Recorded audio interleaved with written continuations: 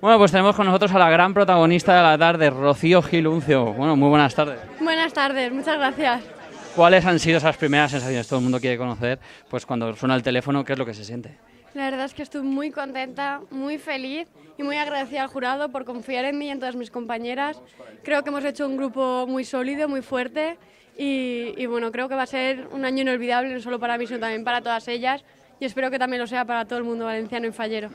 Bueno, pues todo el mundo dice de Rocío que es muy fallera y ahora le espera un año, no sé si eres consciente, o sea, te espera un año de que todos los días van a ser fallas. La verdad es que yo soy una mujer muy fallera.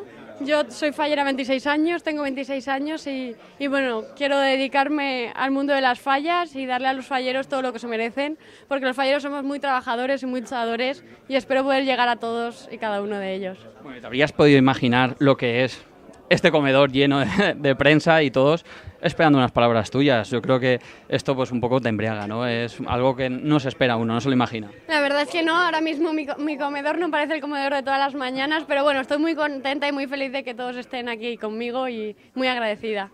Bueno, pues muchas gracias, Rocío. Estas son las palabras de Rocío Gil Uncio, fallera mayor de Valencia.